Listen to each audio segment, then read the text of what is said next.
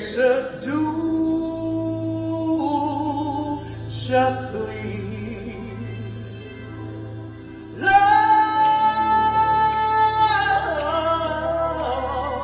mercy, walk humbly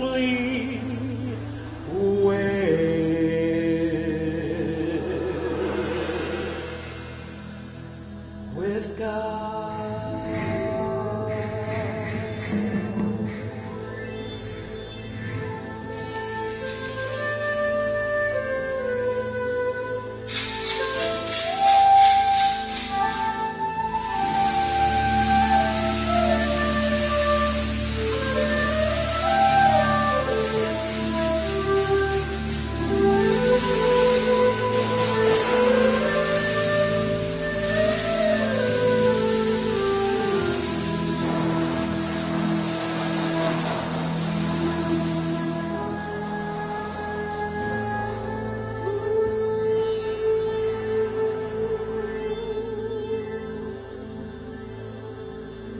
What does the Lord require of thee?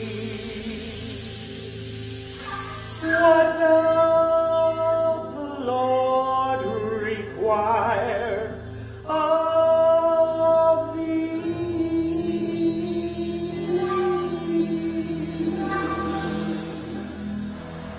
But to do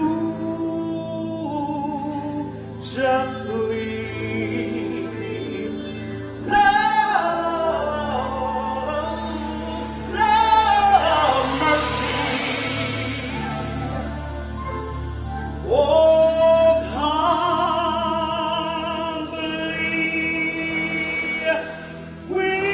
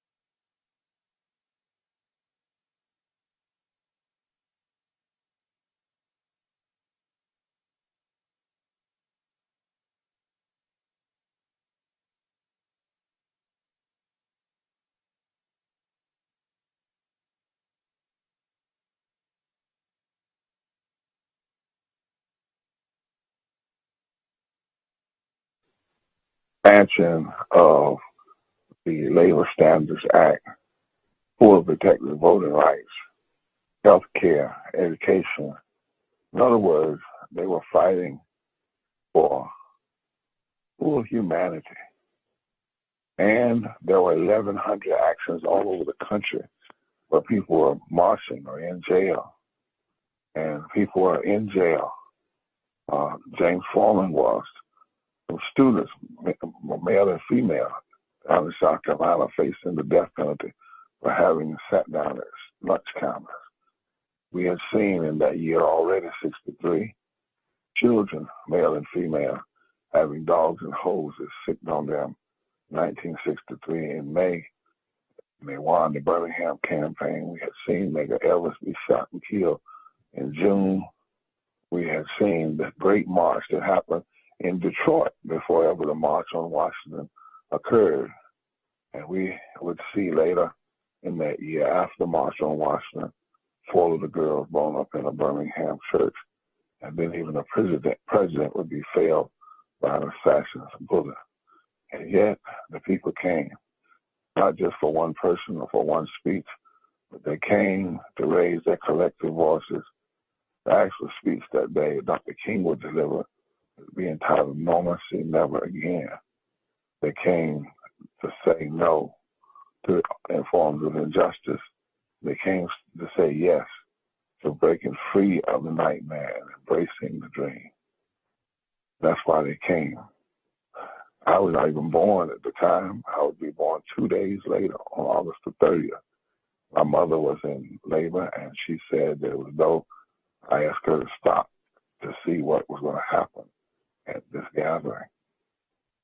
But also 60 years ago, because we have to look accurately at history, there was missing sound. That sound was Rachel crying because her children were no more. That was the missing sound of Lena Horne or Emmett Till's mama or Rosa Parks for more than 27 words. Missing sound of so many powerful women. Missing sound of Ann Hedgebeth, who organized over 40,000 people to march herself, but did not get an opportunity at the mic, or Daisy Bates, or some of the young girls that marched and were a part of the Brown versus Board of Education decision. Or Diane Nash, who chose not to go and chose to go instead to Selma to begin to work for what she knew would come eventually, a Selma campaign. Missing sound, Dorothy Day, a Catholic workers' rights woman, was missing sound. Thousands and thousands were missing sound. The voice of women and sisters in any significant way. Well, they were there. Mel Hillier sang, and as I said, Rosa Parks got 27 seconds, and there was one other that got a few sometime, and of course Joan Baez sang with her guitar, "We Shall Overcome." But the Bible says on the day of Pentecost, God's Spirit was poured out on all of them, male and female. And you look down through the course of history, our Mother God has always been birthing her daughters. And our Father God has always been bringing forth his women, whether it was Miriam being a prophetess in the day of Moses, Sarah, or Hagar, who was put out and yet God kept her, or Deborah, who had the ministry of agitation in the Bible, and whose judgeship made her powerful. Some say she was the first woman preacher mentioned in the Bible because it was never mentioned that Miriam preached. But Deborah who was so powerful and would not allow the nation to wallow in despair. What about those two women, Shiphrah and Puah, who stood up to Pharaoh and birthed Moses and a whole lot of other male babies? Even Pharaoh said, kill them all before they even come out of the mother's womb, so they won't have to deal with it. What about all those unnamed names? And what about in the New Testament, an apostle named Junior, Paul says ought to be commended? Or that woman named Dorcas, who people didn't want to die because she was so powerful in the community. Or that woman, Mary Magdalene, who had been troubled with demons, but on the day of the resurrection, she was the one that preached the resurrection sermon, the first one to declare that Jesus was alive and well. What about all of these women, the wailing women that Jeremiah talked about, his own mother, who wailed and wailed until they got God's attention? What about the sound of Rachel crying because her children are no more? What about down through history, the women like Harriet Tubman, who didn't just have epilepsy, but would fight and would stand to get people free? Or Rosa Parks, who didn't just sit down by herself, but strategized and went to Highlander and was trained by other women in nonviolent transformation before she shut down. What about so many? Well, what about Mother Jones, who said that we pray for the dead and we fight like hell for the living up in eastern Kentucky? What about the lady who wrote the song, "Which Side Are You On? Which Side Are You On?" When the bosses came to take her husband, who had been fighting with minors against the bosses in Eastern Kentucky? What about Paula Mary, that great woman from up in the Yale area, lawyer, preacher, lesbian? What about Lorraine Hansberry? What about the women who wrote so much of the poor? What about Moms Mavis, who asked that question, have you seen my friend Martin? Have you seen my friend? What about the Native American women? What about the women who stood with the Latino community? What about Asian women? There was a strange missing sound, an important missing sound, a strong missing sound. What about Coretta? I don't think it was because people were mean. I think it was because of the time.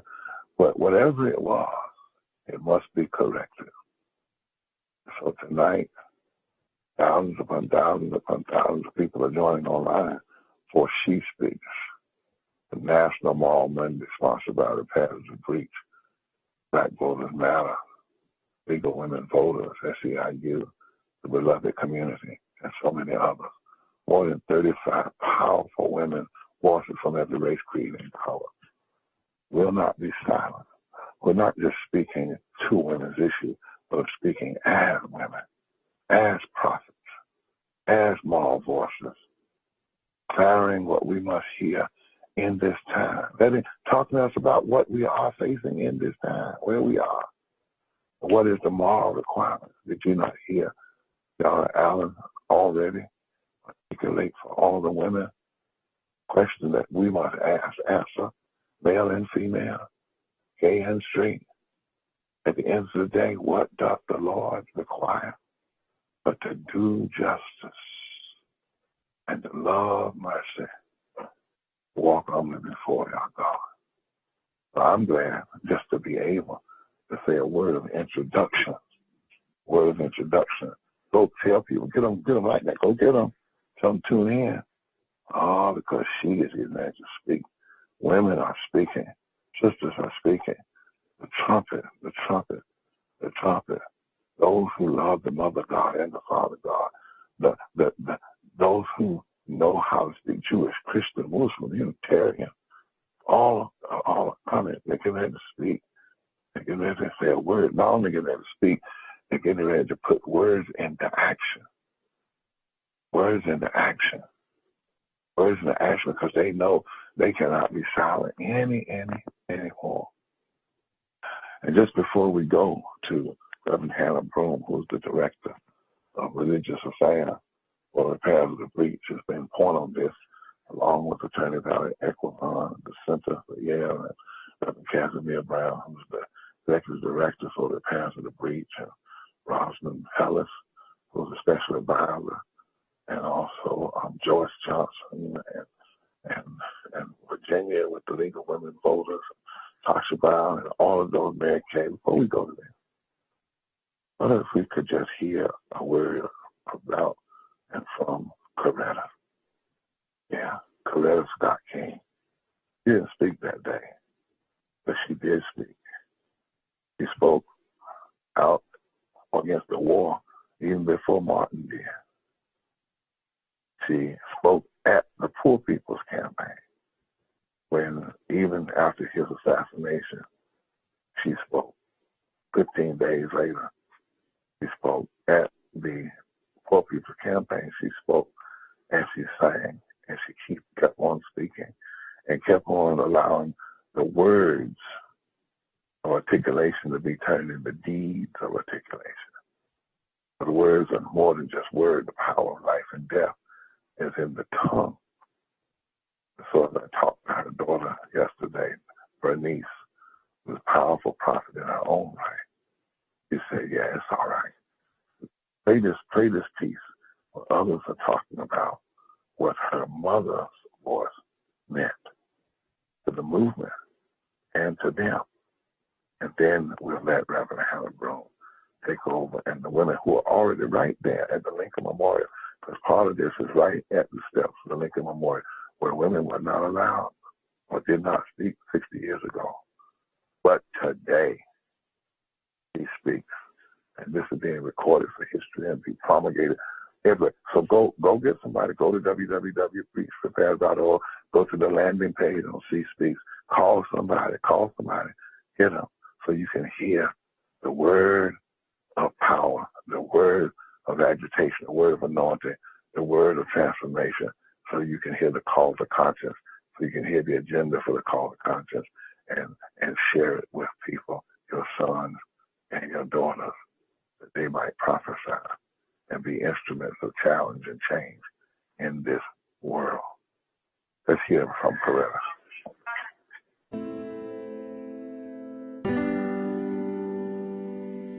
The nonviolent movement for social change must be properly interpreted, as well as developing programs that will deal with the issues of today. Dear Coretta. Dear Coretta. Dear phenomenal woman. Dear Mother, I can still hear your voice lifted in song. I can still see the warmth in your eyes and feel the gentle wisdom of your words. You had a vision of the future that felt impossible to so many. But your faith, fortitude, and integrity laid the groundwork for it to become a reality. Thank you, Mrs. Coretta. For creating, for singing, for leading, for being. Heal the wounded soul. There is a God. You didn't just teach it, you lived it. You told your own story in your own words. When others spoke over you, you let your actions be a guide for those who chose to see. You are glorious, not because you are perfect, but because life's imperfections taught you grace.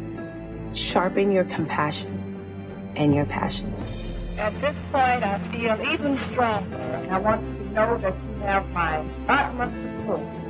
You stared down hate, stood firm in your beliefs, Protected the small, prepared a place for those who were oppressed. You showed us that resistance is a discipline, integrity is a practice in empathy, and courage can be cultivated by each and every one of us. When people decide to be free and they are united together in that effort, nothing can stop them. You weathered storms, rebuilt from charred embers, conquered fear, and laughed a lot. you told us that we could be anything and that our circumstances didn't define our greatness. Most of all, you taught us that our dreams matter. Dear Coretta. Dear Coretta. Thank you. Thank you. Thank you. Thank you.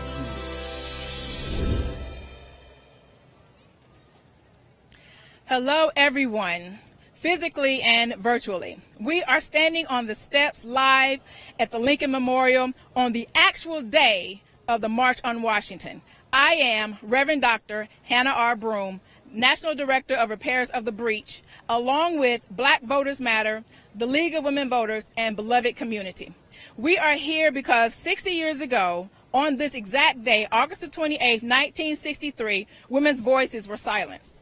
Today, 60 years later, we as women are standing in solidarity on the steps of the Lincoln Memorial. We come to call the nation to conscience. Did you know that cultural war distractions are blinding us from poverty being the fourth leading cause of death? In 1963, African Americans had a poverty rate 3 times that of white Americans. 60 years later, that poverty rate has only lowered to 2.5 times the rate. Did you know that 50 million women live in poverty as of 2023? Did you know that more than 55 million workers are not receiving a sustainable living wage? Did you know that you can buy unleaded gas, but not unleaded water? Did you know that millions lack health care access or affordable health care options? Did you know that 350,000 died from the lack of access to health care? Did you know that we have less voting rights protection now than 60 years ago? Did you know that the number of children in poverty decreased during COVID due to the child tax credit? But they allowed this to expire, plunging more children into poverty in 2023. Did you know that mass incarceration directly impacts millions of people? Most face collateral consequences such as voting, housing, education, employment, and other restrictions. Did you know that 60 years ago, the demands of the protest March on Washington for jobs and justice occurred amid racial tension and violence? Today we still face these issues of racism, poverty, low wages, access to health care, over-militarization of our neighborhoods, gun violence. Today, we still have not secured all voting rights. Protection, we have not secured protection against gun violence. We have not secured sustainable living wages. So 60 years later, as women and people of moral conscience, we come not to have a celebration of nostalgic fellowship, but to once again call the people of conscience to declare we need mass protest organizing and voter participation across this country. Did you know that 60 years ago, mass protest was not about one woman or one man's speech? It wasn't about celebrities. It was about a united front against social injustice that was hurting people of every race, creed, color, or region, and we demand a change. 30+ women who represent thousands of people will lift their voices virtually with a rallying cry to the call to the nations in this space that we call now. Now, during a time of hatred. Now, during a time when prejudice and bigotry are legislated, approved, and executed. Now, in a time when powers in authority positions have no compassion for those with no money or no hope. Now, during a time where mass shootings in our communities have become like the normal call of the day. Now, during a time when the true history is being whitewashed for comfortability instead of transformation. Now, during a time when poverty is the fourth leading cause of death. Now, during a time when equal pay for equal work remains elusive for many. Now, when we grapple with the lack of progress in vital areas such as voting rights, criminal justice reform, common sense gun legislation, and the persistent shadow of gender and racial discrimination, we have come on the exact day 60 years later to demand the eradication of poverty. Poverty must be confronted head on. Poverty should not persist in a nation as prosperous as ours. We demand that voting rights be fully restored and protected as well as enhanced. The cornerstone of our democracy must be fortified and not weakened. We demand that resources be allocated to climate justice, that climate justice becomes a reality, ensuring a sustainable world for future generations. Climate justice is not just a choice, but an obligation for the future. We demand access to affordable health care must be guaranteed for all citizens, not just for the fortunate few, but for every citizen. The guarantee of affordable health care includes reproductive health care for women, because access to affordable health care is a fundamental right and is not a privilege. We demand humane immigration legislation that reflects the compassion and inclusivity upon which our great nation should aspire to fulfill. We demand comprehensive gun safety measures that balance the rights of responsible gun owners with the urgent need to prevent mass shootings and domestic violence situations. These are tragedies in our neighborhoods. We demand criminal justice reform through education, dedicated investment resources, advocacy, and collaboration through policy changes that promote justice and equality. So we are gathering on today. We are gathering here to be a moral imperative. With our moral duty is crystal clear. We stand united in defense of equality and justice with these call to action, because this life-saving agenda is still unfulfilled in totality. We are issuing a call to conscience from women across this country, industries, faith communities, ethnicities, and backgrounds to raise our voices, rally our communities, and we are committed to mobilizing our community to get informed about their voting rights and fight for them. Organize voter registration, voter education, and voter engagement. Reclaim our prophetic and moral voices, challenging powers that seek to divide and destroy us, and speak out against unjust laws, practices, and actions. Engage in the work by connecting with organizations to build a fusion movement to create a world where everyone is treated with dignity and respect and is allowed to fulfill the pursuit of life with value. As we witness these scaffolds and cement and construction enveloping the Lincoln Memorial, we are reminded that progress is not linear. It requires effort, it requires change, and it requires you. Coretta Scott King said it best. When you're willing to make sacrifices for a great cause, you are never alone. We stand here today, 60 years later, where women could not stand and speak. We stand here today, 60 years later, calling for the promises to be fulfilled of equality, of equity, and justice. Women who represent thousands across this country will now begin to proclaim with a rallying cry and call this nation to conscience. We demand you listen.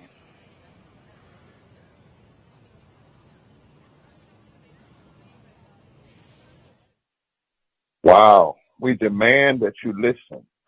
And the sisters were clear to tell me that the demand from women that they be listened to is not a speaking against men. It actually is an embracing. Sister Latasha Brown made that very clear, because we need all hands on deck. Did you hear the litany of issues of where we are, but that we don't have to be there? Poverty, the fourth leading cause of death, but it doesn't have to be that way. 4 or 5 of the things that Dr. Boone mentioned, if they were implemented, we could end 60% of poverty in one day. And thank God for those sisters representing the other organizations that were standing there, not in silence, no, but in solidarity. Not in quietness, but in commitment, because their very faces and bodies speak. They were representing the unity. They were saying that when one of us speaks, we never stand at the podium alone. We always stand in community, always in community. As we prepare now to hear from women all over the country, let us remember right now those who were killed in Jacksonville. Those who were killed, 2 of them were under 30. 2 women, 1 male. 2 of them were under 30. Shot down by violence. Violence first perpetrated in the mouths of politicians, using culture wars to scare us and say that trans people are enemies and Black history is our enemy, and gay people are our enemies, and women's rights are our enemy. Distracting things, while in fact the same politicians, even in that state, as high as the governor and others, aren't fighting for women to have living wages, aren't fighting for women or men to have health care. Did you hear what she said? 350,000 people died during COVID, not from COVID, but from the lack of health care. Oh, it's time for coming together.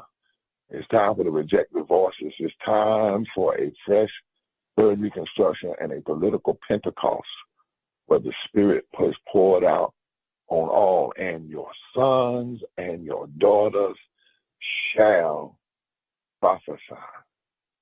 So thank you all for standing in that space today and correcting for eternity something that should have never been, and tonight correcting, but not just with a nostalgic look backwards, but with a call to conscience and a call to action, as Rosalind Peller says, an analysis and an agenda for today and for right now. In the church, when people are speaking, and we know they're speaking unto the power of truth and justice and God, somebody will say, "Say it, sister." Somebody will say, "Speak." Somebody will say, "Tell the story." Somebody will say, "Let the Lord use you." Somebody will say, "Stand tall." somebody would say, I see your help has come. Somebody will say, speak, sister. Speak, sister. Speak, sister. Let it be so tonight. On August 28, 1963, I attended the March on Washington for Jobs and Freedom. Early that morning, I boarded a bus in Winston-Salem, North Carolina, headed to D.C. Already active in the civil rights movement led by the Congress of Racial Equality and headquartered in my church, I looked forward to joining others from all across the country who, like me, had been in marches and on picket lines and were committed to making this country live up to its promise of equality for all people. Arriving in D.C. was much more than I could ever have imagined.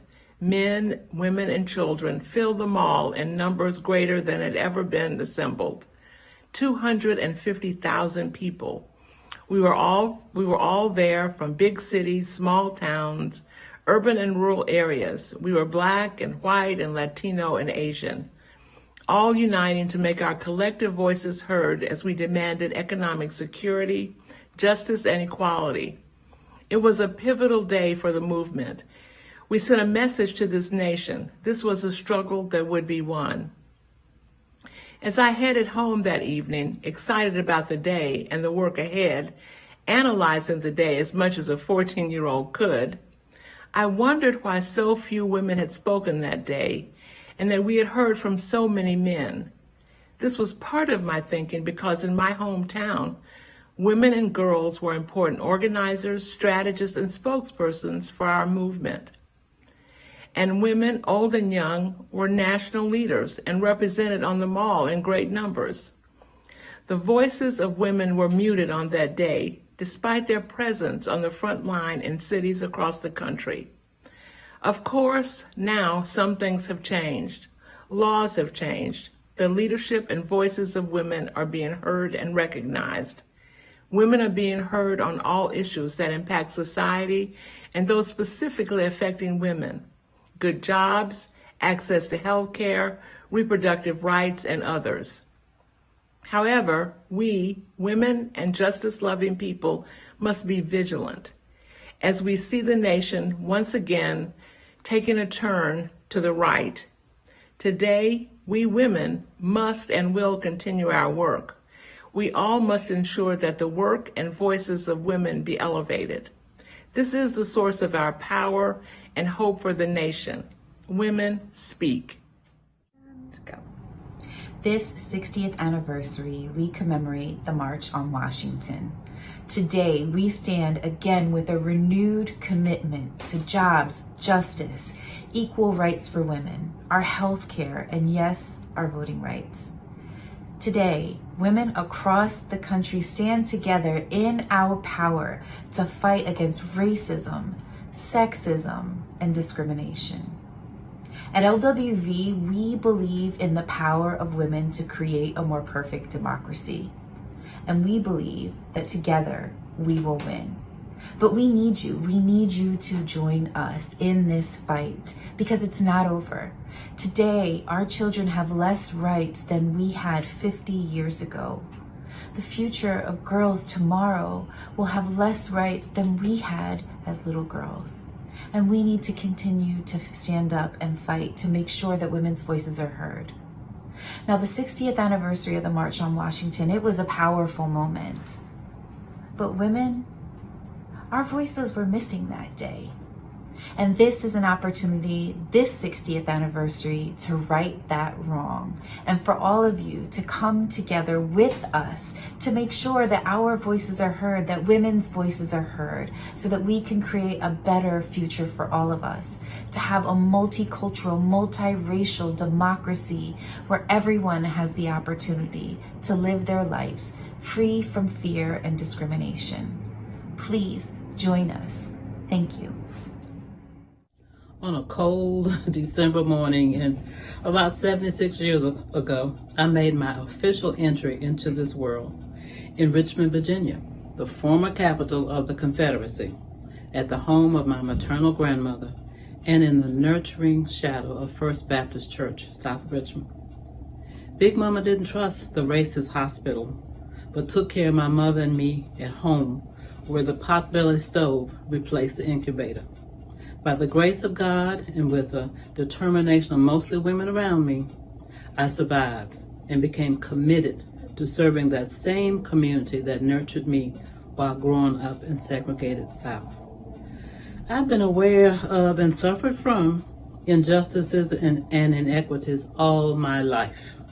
But what I learned from my grandmother, my mother, the women around my neighborhood, my church, my school, is that all life is valuable and precious, and that if we work together across human constructs of race and income, gender, sexual orientation, whatever, we can all make a way out of no way and achieve our God-given potentials. Back during the first March on Washington, we were focused on jobs, income, freedom, civil rights, voting rights, and racial equality. Those struggles continue today as we struggle for the same things. We women have been at the forefront of all of those struggles. I still remember the first time I met and spoke with Reverend Dr. King, not too long after the 1963 March. While I was a young 17-year-old freshman at Duke University, one of less than 10 Black students on that campus at the time, I assured him that I was in this fight for the entirety of my life, for the long haul. I was already supporting the non-academic employees fight for a union on that campus while I was a student. I became immersed in struggles for equity and justice throughout North Carolina, where I made my home, got married, raised children, and now am blessed with grandchildren. It's taken longer than I thought, but however long it takes, our struggles must be one of moral conscience, rooted in truth. It must be for the beloved community, where the dignity, the worth, the equality, and the enormous potential of all God's people is realized, no matter what the differences among us might be. God did not place us on earth of insufficiency. All that we need is right here. We must learn how to live peaceably together, dividing things up as God would have it, not as our greed would direct us. All that we need to do is to learn how to love mercy, do justice, and walk humbly with our God. I call on each and every one who hears my voice, especially women, to join hands and fight for the fullness of life that God offers each of us. Let's walk together and not grow weary, or as we say in North Carolina, forward together and not one step back. Well, the first thing I did right was the day I started to fight. Keep your eyes on the prize and hold on, hold on. Greetings as we celebrate and commemorate the 60th anniversary on the March for Jobs and Freedom, a march that thousands, hundreds of thousands of people all throughout this nation 60 years ago came together with the explicit purpose of they were going to fight and stand against poverty, stand against police brutality, and economic injustice and jobs.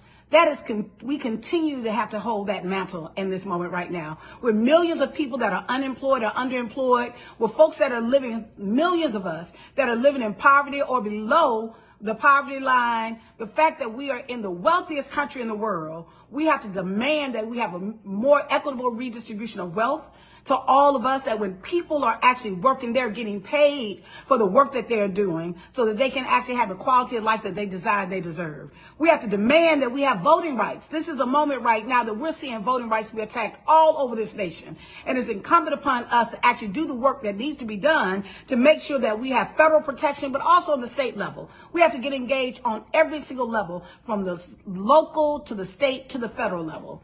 And then this is a moment, I think, for us to really think about what what is being called of us in this moment. In this moment, I think the first thing is we're called into remembrance, and to remembrance of what is that has been done.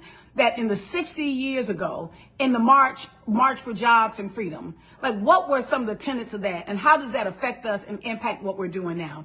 In the remembrance that even in a march that was powerful, that was centered in the civil rights, and civil rights principles, there was also a missing voice, and that was the voices of women. And that as women, as we're coming together and as communities, a community of consciousness, that we have to make a commitment that we will never allow ourselves to get to the point that we are marginalizing the voices of any of our people in our communities. And we have to stand on the space that as we organize and go forward, that we learn and we build and we evolve in another space around that. The second thing I think that we have to do is we have to recommit ourselves. This is a moment for us to really look at what's happening around us and know that we are the ones that are being called to be the voice in the wilderness, that we're the ones that are being called to speak to the dry bones so that people can live again, that they can have hope, that they can believe in something that is greater than what their experience is right now, and that we have to also believe that we can create that we can radically reimagine every single system in this country to create the kind of environment that people can have the kind of quality of life that they deserve. That we're in the wealthiest country in the world. People should have health care. People should get paid a fair and decent wage. Folks should have their basic needs met. Not a single child should go to bed hungry at night. And all those things are possible because we who believe in freedom cannot rest until it comes. Peace and blessings. My name is Mindy, and I got my start in activism protesting for reproductive rights because deciding when and whether or not to have kids is a personal choice that affects every aspect of a person's life. In the 20 years I've worked at McDonald's, I have witnessed firsthand how poverty and reproductive justice intersect. I've listened as coworkers casually talk about going to the food pantry or how they filled up on bread the night before so that their children could have a decent meal. These women not only struggle to put food on the table, they also have to juggle their schedules around childcare, school, and doctor's appointments. And without meaningful sick leave, they lose money every time they miss work. Bodily autonomy is maybe the most fundamental of rights, but we cannot ignore how poverty and lack of living wages affect our ability to take care of our children we want to have and our ability to not have children when we don't. The Poor People's Campaign is addressing all of the issues I care about in order to make a better future for us all. And I am so excited the campaign is using this event to lift the voices of women who so often go unheard. Hello, my name is Vanessa Nosey. I'm a member of the Apache Stronghold. Thank you for allowing me to speak to you all today. I stand here before you not only as an Apache woman, but as a mother fighting to protect her children, fighting for those yet to be born. We are facing this injustice throughout this country, not only the indigenous people, but all people. But as Apache people, we are fighting a system that wasn't made for us, a system that wanted us extinct. The same system that is continuing to destroy our holy place, Chichilbeth-Thagotil. If it is gone, if it is destroyed, my children will no longer be Apache. My children will not have the direct connection to Yosen, God, our Creator. And that's why he's fighting. That's why I'm fighting. But it takes all of us, because this injustice that we are facing, the United States government didn't reinvent the wheel when they did it to the indigenous people. They just placed us all together now.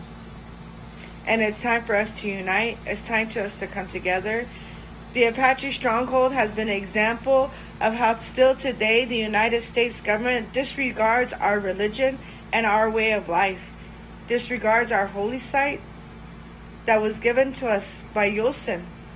When in our Ninth Circuit Court, the United States government has allowed Resolution Copper to come in and fight with them, to stand with them, to destroy a religion, to destroy our holy place.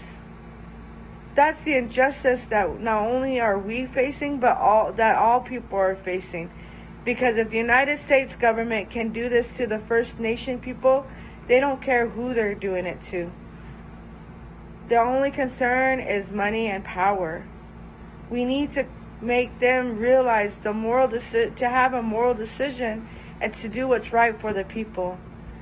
As we're facing this evil that is across this country, it is going to take prayer and unification to conquer that evil and to rise together so that our future generations have a future to live in, have a world to live in, because the way we are going, it is uncertain.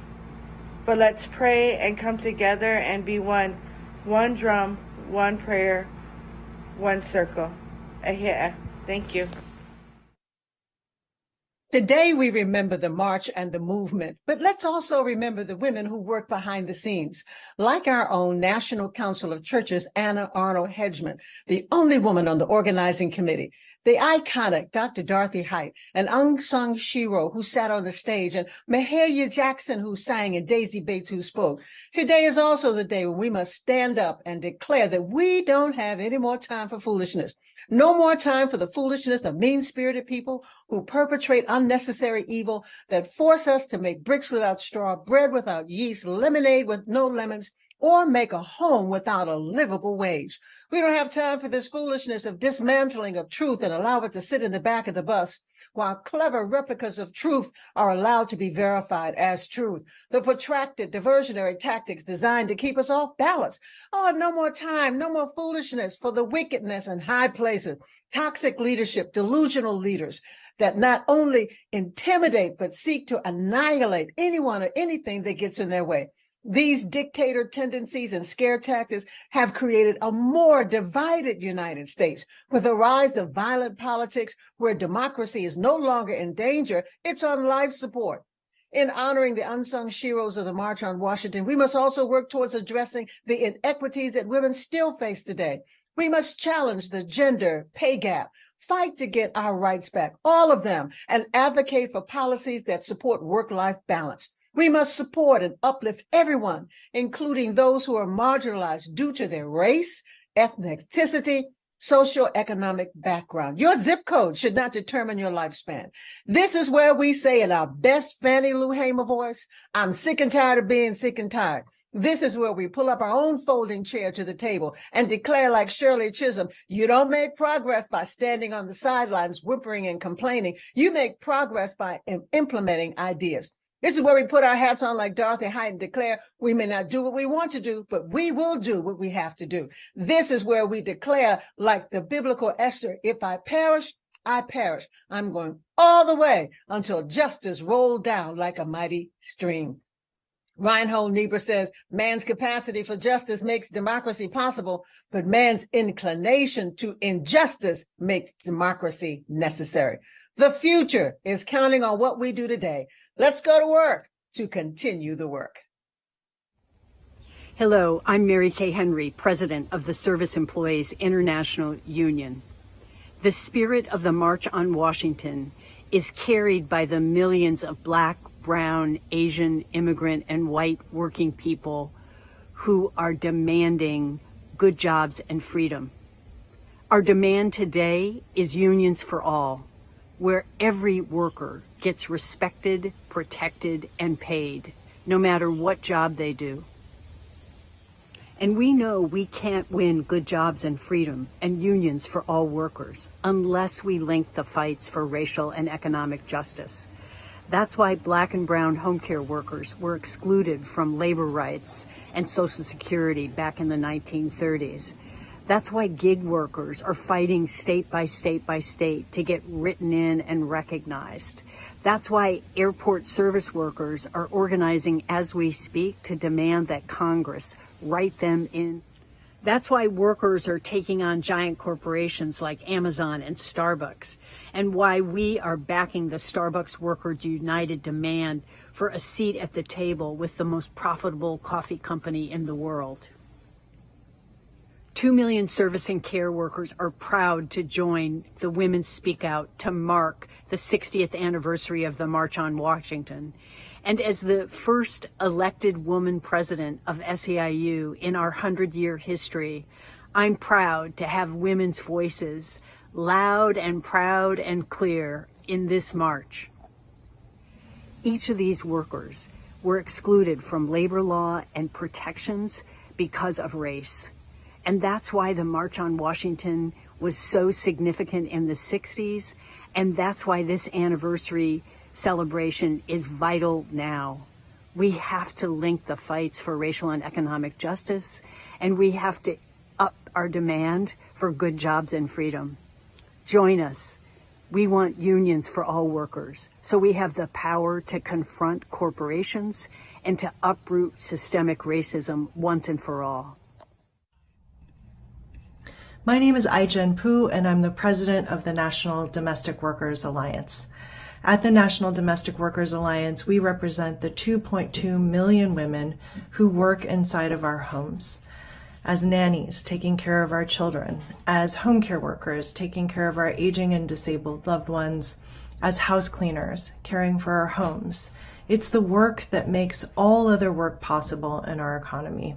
It's a workforce that is majority women of color, just as domestic workers have always been majority Black and brown women who are also mothers, caregivers for our own families, creators, leaders in the community. And to this day, most domestic workers in our country earn less than $12 per hour, have no health insurance, no job security, no paid time off. The women who we count on to take care of us and our families can't take care of themselves or their own families doing this work. And that is why we are a part of a proud tradition of Black women organizers and leaders, from washerwomen who went on strike for better pay in 1881 to Dorothy Lee Bolden, a domestic worker from Atlanta, Georgia, who founded the National Domestic Workers Union as a part of the growing movement for civil rights and economic justice in the 60s and 70s. Many of the women who are part of the March on Washington were domestic workers. They knew they had to be there because the March on Washington was fundamentally a march about dignity. And to this day, we continue that fight. We continue in that spirit and that commitment to dignity as we fight for livable wages, for citizenship for immigrants, for good jobs for care workers, for the ability to take care of our families, childcare, paid leave, home care for our aging and disabled loved ones. It's all about dignity, and we carry that fight forward with power, with humility, with pride alongside all of you. Hello on this special day of commemoration of the March on Washington. I am Reverend Dr. Iva Carruthers, General Secretary of the Samuel DeWitt Proctor Conference. I have just returned from a 10-day visit in Brazil with women leadership there, talking about the power of our connectivity. Our global actions, our global visions, and our voices matter. And we will not be silenced or disconnected by book bannings or even bullets. We know that silence makes a mighty noise, and we will always speak our truth. It was Prathia Hall and Mahalia Jackson who spoke truth and gave Dr. Martin Luther King the word for the March on Washington 60 years ago. It was Winnie Mandela who was in Brazil and then came to the U.S. to connect our anti-apartheid movement with our civil rights movement, with our human rights movement. And today it is Black women in the courthouses, Black women in the White Houses, in the boardrooms, and Black women in the faith houses who again give us the power to keep moving forward. We know a people never rise above its women. And so we rise with the power of God, and we rise with the ancestral power of those women who have gone before. We will move forward on that power. And I wish each and every one of us a day to go to the well to get renewed and re-inspired to do the work we must do, because we will not rest until justice comes. Thank you. Have a blessed, powerful day. When you think of the unhoused population, what comes to mind? Matter of fact, who comes to mind? This population of persons experiencing homelessness is not a new factor of our society. It's one of the oldest ones that continue to plague our communities.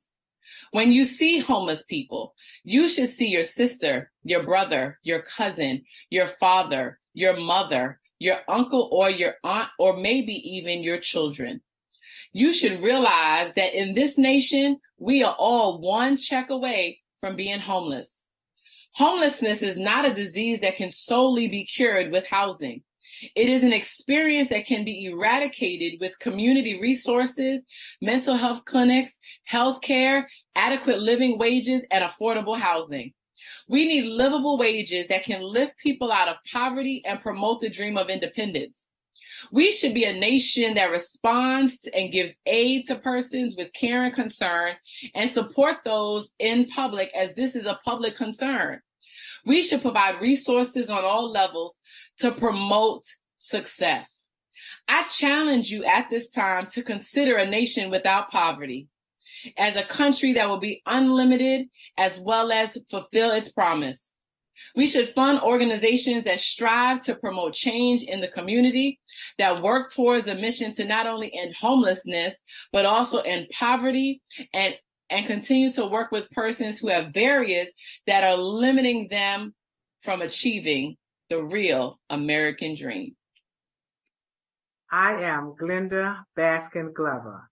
I serve as president of Tennessee State University and immediate past international president of Alpha Kappa Alpha Sorority.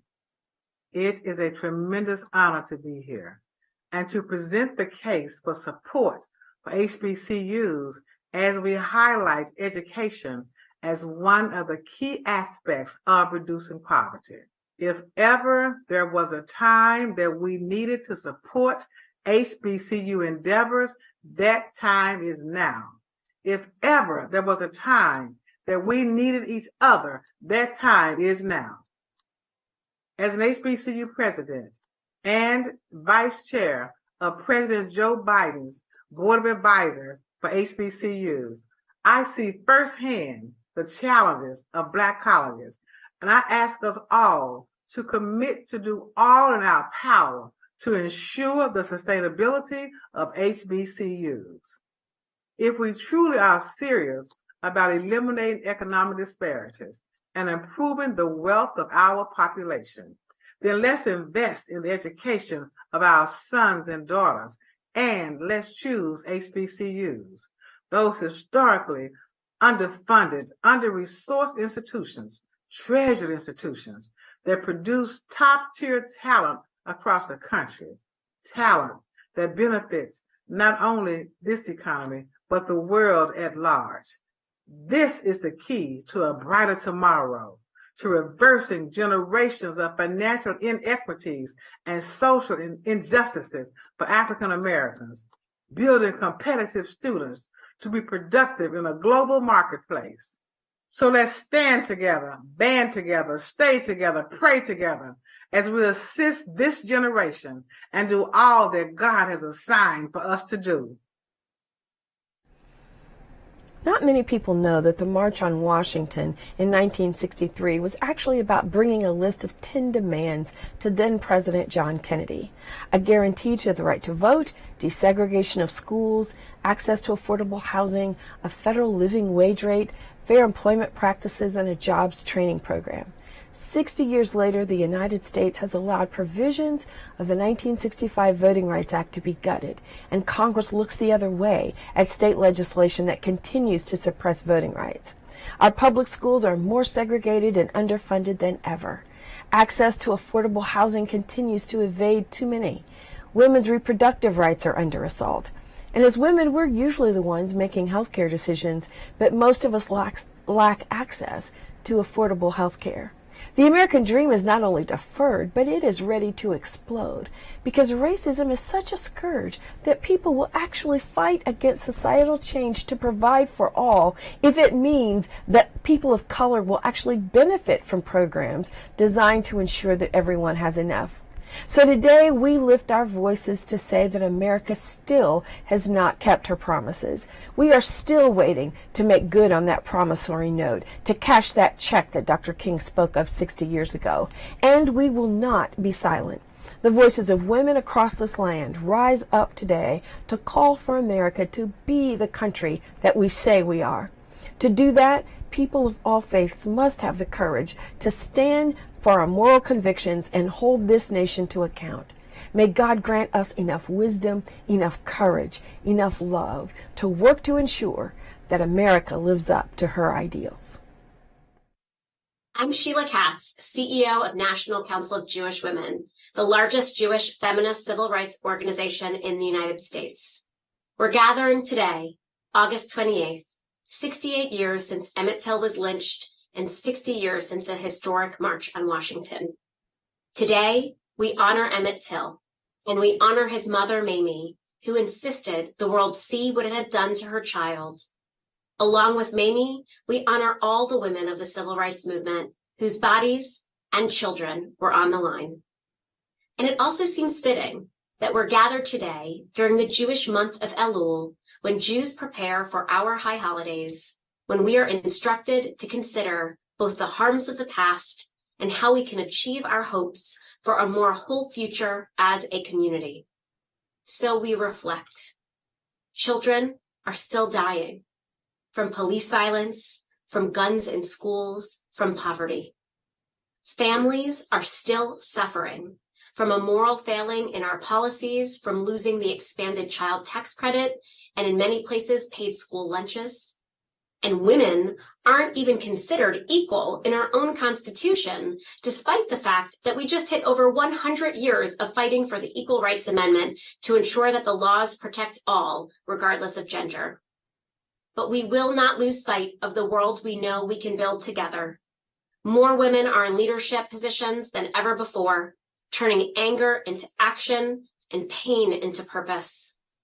Together, organizations like Repairers of the Breach, League of Women Voters, Black Voters Matter, National Council of Jewish Women, and all others participating in today's Moral Monday event are fighting for a country where our rights are not up for debate. I want to bless us that we find resilience even when it feels like the arc of the moral universe is taking too long to bend in the right direction. That everyone has access to health care and can make decisions for their own bodies.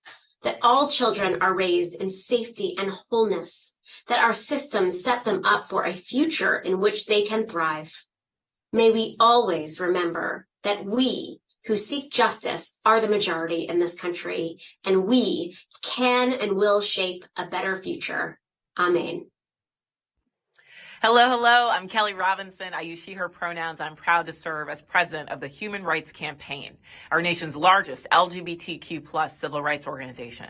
And I'm even prouder to join Bishop Barber, the Repairers of the Breach, and all of you as we honor our history and we honor the fight for our future. You know, in 1963, the leaders of the civil rights movement, they marched for jobs and for freedom. And here we are 60 years later. For LGBTQ plus Americans, our freedom to simply be is still under attack. Our freedom to fly a pride flag in allyship without getting shot like Lori Carlton did. Our freedom to dance in the streets without getting stabbed like O'Shea Sibley did. Our freedom to walk down the street without getting gunned down like Coco did. 14 trans people have been violently killed just this year. Real-life violence is spinning out of political violence and spinning further out of our control every single day. That's why this year, for the first time ever, the Human Rights Campaign declared a state of emergency for LGBTQ plus Americans. This was in response to more than 550 anti-LGBTQ plus bills that have been introduced in states just this year. Half of those bills have targeted the trans community, many specifically targeting our trans youth. And more than 75 anti-LGBTQ plus bills have now become law. And we know the extremists who are going after gender-affirming care are the same ones that are going after abortion care. The extremists who are banning LGBTQ plus books are also rewriting Black history. They are weaponizing intersectionality, y'all, and now is the time that we have to harness it. Our movement is stronger when we work in coalition. Just think about Bayard Rustin, who in 1963 was the chief organizer for the March on Washington. He couldn't and would not separate his queerness from his blackness, and neither will I. And so we can't separate LGBTQ plus rights from civil rights, from labor rights, from women's rights, from immigrant justice, from environmental justice. These fights, they are multiplying. But we contain multitudes. And if we unite, by God, I know that we will win. 60 years ago, Congressman John Lewis, he stood on those steps, on the steps of the Lincoln Memorial, and said, "We do not want our freedom gradually, but we want to be free now." Today, let us add that we don't want our freedoms one by one. We want freedom everywhere, for everyone, in every part of our lives, without exception. So let's keep fighting. Let's finish what was started in 1963, and let's get free. Hey y'all, it's Joy Reid from MSNBC's The Readout, and as we commemorate the March on Washington, I just feel like we need to reconnect with the original purpose of the march. I think that march has been reduced in so many ways to 250,000 people gathered on the National Mall and a few lines from Dr. King's speech, but it was so much more than that. It was a call to moral justice. It was a demand to pass the Civil Rights Act. It was a demand of the President of the United States and the Congress to act. It was a demand not just for racial justice and civic justice, but also for economic justice. To say that people in this country, Black folk in particular, should not have to be subjected to want, to economic want, to a lack of health care, to a lack of opportunity, to a lack of the basic dignity of being a citizen. And that needed to change, and that politicians had to do better than to say that this was the best that they could do. It was a demand, a moral demand, for an end to racial terrorism, but also an end to economic terrorism.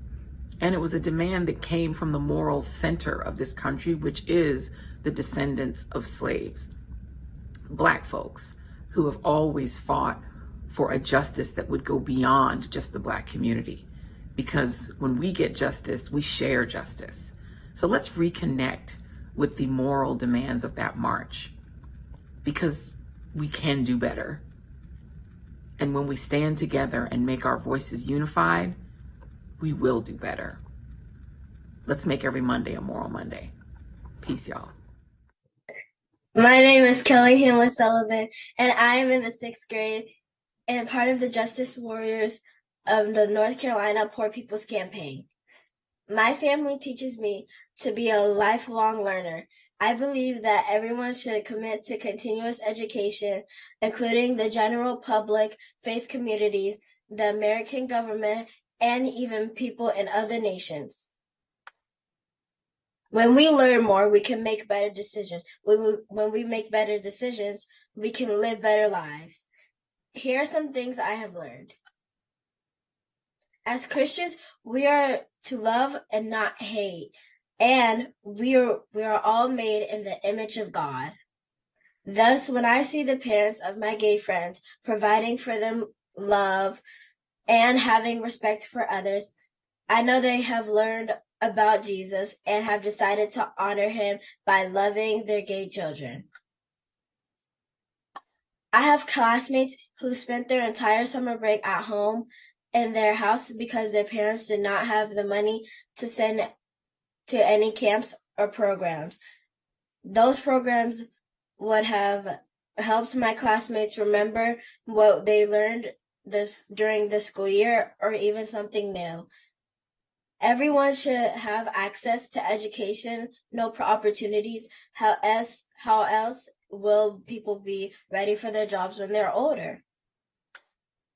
My learnings about Jesus are making me wonder why there are poor and hungry people in my neighborhood and school. I have classmates who cannot afford to pay for lunch. I often see families walking on the highway with groceries from Walmart. They do not have a car, and don't have a big transportation system where I live. Every time I see on the news that someone was killed on Highway 29, I think of those families with so many who say they believe in Jesus. I think they should think like Jesus and make good decisions. Good laws will help poor and hungry people to not be poor and hungry. I'm in the 6th grade. I have learned that it is not God's will that people are killed for supporting gay people. It is not God's will that people don't have access to education, that people are hungry, or that people are poor. I don't know why others, particularly some adults, have not learned these things and more. But don't worry.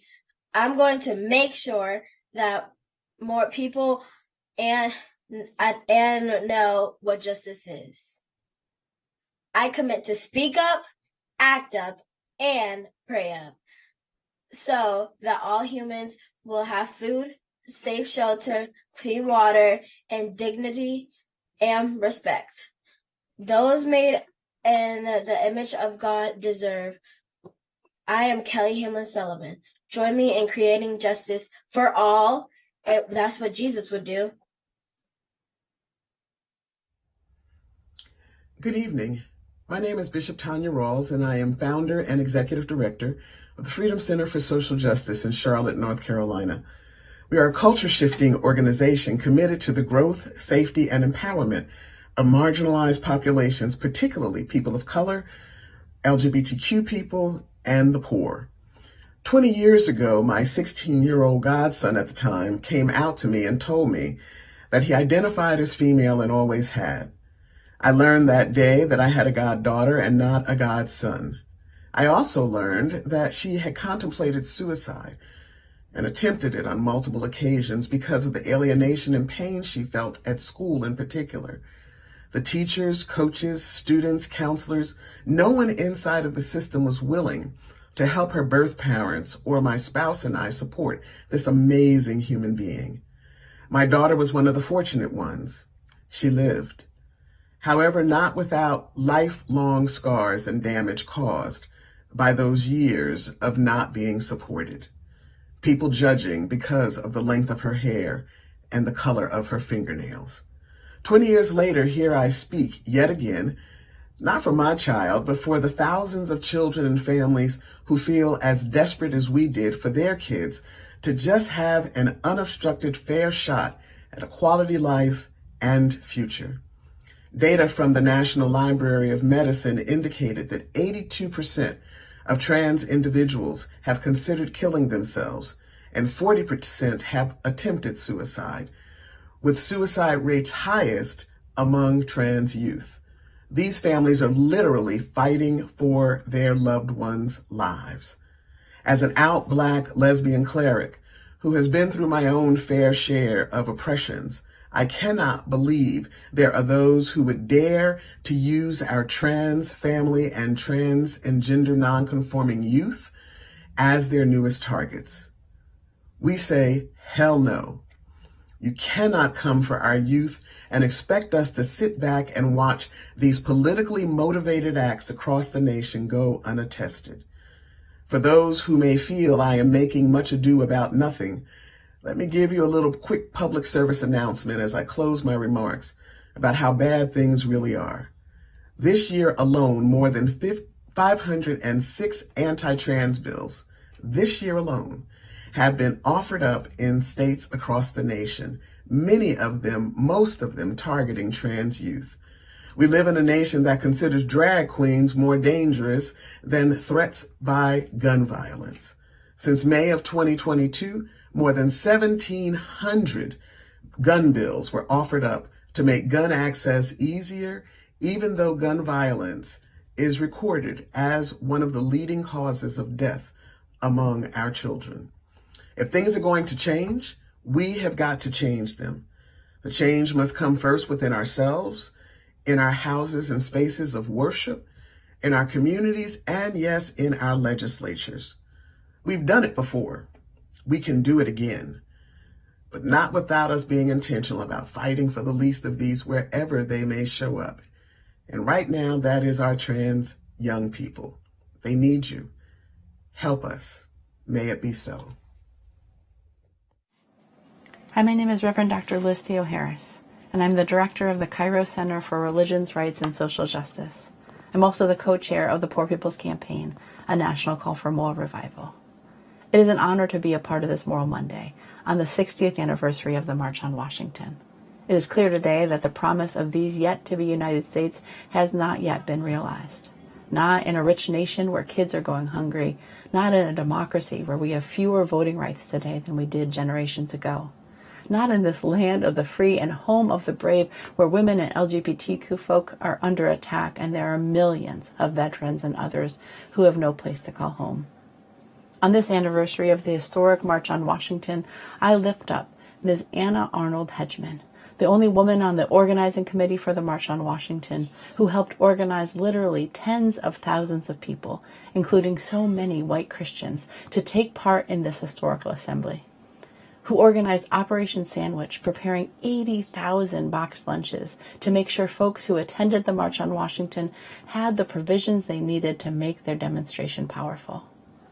In Ms. Arnold Hedgeman's honor, I lift up the unsung heroines of our movement, of the past, present, and future, those grassroots leaders who do what Ella Baker called the spade work, the slow and thankless work of building leaders, developing connections, and showing up and showing up. The many named and unnamed community members who are keeping up the fight to guarantee that all have a right to thrive and not just barely survive. Fight poverty, not the poor. The struggle continues. Hi, my name is Raquel Rizari, and I am part of La Iglesia del Pueblo, a part of the Poor People's Campaign, and also myself and my husband have been taking food to the hungry and homeless down at 42nd Street Port Authority for the past 8 years. One of the things that we've seen is that our people that are there are people who have sort of fallen through the cracks of society, people who don't have families that will take them in, or people who have mental illness, and people who might be addicted to substances. What I want to talk about are the people who have mental health issues. At this point in time, since July, after the public health emergency was declared ended, 3.8 million people have been taken off the Medicaid rolls. And according to the Commonwealth Fund, approximately 15 million people will be kicked off these rolls by the end of the year, I believe, when the states finish going through all their enrollments and checking to see and reassessing people. People need their mental health services. They need to be able to keep themselves healthy, physically healthy, mentally healthy, so that they can address the issues that are going on in their lives, keep themselves housed in their own homes instead of being evicted and put out into the streets. Because that's what I see, people who, and once a person does get out onto the street, their mental health does not get any better, it just gets worse. And the chances of them living a happier life and getting back into society is much, much worse. So in terms of saving money for the public, you don't save any money at all. It's a penny wise, pound foolish. If you take care of people ahead of time, you can save them a lot of pain and suffering in the future. So that's what I want to say today, and how important it is that we in the Poor People's Campaign continue to fight for people who need their mental health services, who need their health services, and everyone should have the right to take care of their health. Thank you. Hola, mi nombre es Raquel Irizarry y yo soy una de las miembros de la Iglesia del Pueblo. Nosotros somos parte de la campaña de los pobres. Hoy yo quiero hablar sobre el trabajo que mi esposo y yo hicimos por estos ahora 8 años. Nosotros traemos comida a la gente sin hogares y que tienen hambre en la calle 42 en Port Authority, aquí en Nueva York. Y lo que nosotros encontramos que hay mucha gente allí que tienen problemas mentales, gentes que cayeron afuera de la comunidad social, que no tienen apoyo de sus familias, que no tienen amistades, y también gente que tienen problemas con las drogas. Y lo que yo quiero hablar de hoy es que de julio 2023, 3.5 millones de personas lo echaron de Medicaid. Y dice el Commonwealth Fund que después de todos los estados van a mirar a toda la gente que están en las listas de Medicaid, y que cuando ellos terminan, más o menos va a ser como 11 millones de gente que lo van a echar de Medicaid. Esto es una tragedia, porque hay gente que se pueden quedar en sus casas, gente que necesitan. La salud mental es muy, muy importante, como la salud física. Y gente necesitan el Medicaid para ir al doctor. Y mucha gente se pueden quedar y no deben estar desalojados, porque si tienen el foco, se pueden quedar en sus casas, se pueden mantenerse. Entonces, esto pensando muy corto, porque, por ejemplo, si una persona está en la calle, no pueden regresar a un ambiente de casa tan rápidamente. Específicamente si cuando se caen en la calle, ellos se ponen peor, no mejor. Se ponen mucho más peor. Entonces, si uno le da el apoyo adelante, podemos evitar mucho sufrimiento en esta vida. Entonces, eso es lo que yo quiero decir hoy. Gracias por oírme. I am Reverend Dr. Karen Georgia Thompson, General Minister and President of the United Church of Christ. We gather together today to commemorate the 60th anniversary of the March on Washington, D.C., an event that was inspired by the atrocities of the day as African Americans and people of African descent in these United States struggled for their civil rights. 60 years later, the call is still the same. It is clear and strong for us to be advocates for justice for all. While we can celebrate the many achievements and accomplishments of our forebears, the call is here for us today. Racism is still alive and well among us. Economic disparities are determining the lives and outcomes of millions who lack the opportunities for quality education and opportunities that would increase the quality of life of millions of people of African descent. Today, we gather in common commitment to answer the call to be repairers of the breach, the restorers of the streets to live in. We are called to ensure all have access to a living wage and have the opportunity to live with their full human rights, with dignity and with respect. Today, the list of injustices that are among us are too many to enumerate, along with their intersectionalities. We have work to do. The urgency of 60 years ago is still with us. Our presence is needed to bring the changes and to continue the work started 60 years ago. We are the voices calling out in the wilderness for this season of change. We will usher in. There is nothing too hard for our God. We have seen the yield of the seeds planted 60 years ago. We will continue the march started on August 28th, 1963, until all are free and flourishing and living with dignity. May it be so. Amen. Hi, everyone. I'm Barbara Arnwine, president and founder of the Transformative Justice Coalition. I'm also formerly of the Lawyers Committee for Civil Rights Under Law. It is my honor to speak at this event. Thank you to the Poor People's Campaign for marshaling women's voices so that she speaks as heard.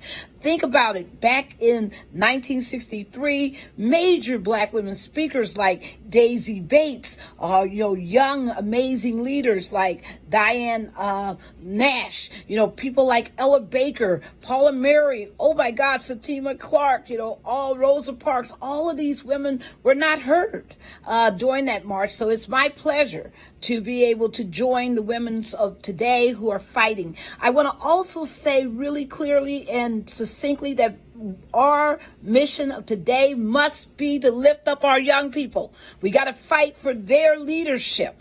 We got to fight to make sure they have every skill, every opportunity they can to be leaders in this moment, because they are the change makers that we need, not only for the future, but for today.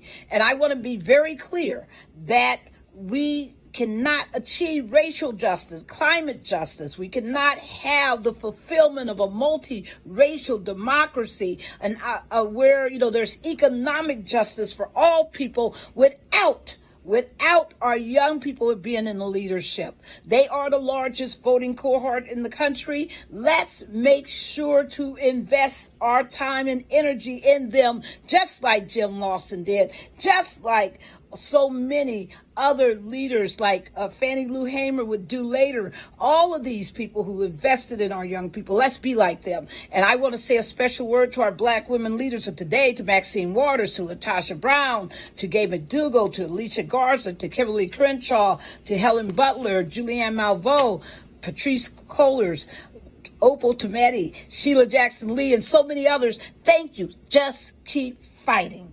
We will get there. Justice is ours. Today, August 28th, 60 years ago, there was a march on Washington for jobs and freedom. Today, we're fighting for jobs and freedom, but we're fighting for our rights. We're fighting for our freedom. We're fighting for justice. We're fighting for opportunity. We're fighting for the right to live. We're fighting to make sure that we are not erased in this country. White nationalism and racism is running rampant in this country, but we will not be erased. We will win this fight for our rights and our freedoms and our justice, and we have the power of the vote to do that. We together can change this country. We can end poverty in this country. We can bring opportunity in this country. Women, we are not, Black women, as a Black woman, I know we're under attack, but we're going to stand shoulder to shoulders with our brothers and our sisters, Black, white, Asian, Pacific Islander, Latino, LGBTQ, and more. We will fight and we will win together. There is, as Martin Luther King Jr. said some 60 years ago on this day, an urgency of now. This is the urgency to make real the dreams of parents, the dreams of mothers, the dreams of women, to protect the lives and indeed the dreams of their children. I speak this evening with the urgency of a dream handed down to me by my mother. Hers was a dream that seemed for her to be on its way to becoming reality that hot Wednesday afternoon in August when King delivered to the nation a dream for his children, a dream for all children. I remember it like it was yesterday when my mother called my brother, two sisters, and me in the living room to watch King proclaim his urgent dream. What I did not realize then was that the dream my mother had for her four children was indeed the same dream that King had for his children. It was a dream to live in a world free of anti-Black racial hatred, a dream where they could live freely into whomever God had created them to be. It was the same dream that Mamie Till no doubt had for her young son, Emmett Lewis Till, who 8 years earlier to the very day of the March on Washington was dragged from a relative's Mississippi home and lynched after being falsely accused of flirting with a 22-year-old white woman.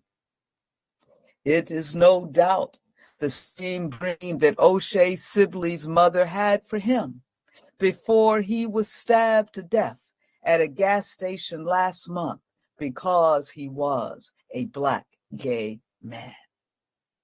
As women, as mothers, as parents, as inheritors of King's dream, we face an urgency of now, today, to create a different present and hence foster a more just future for our children and their children and those future children we cannot see.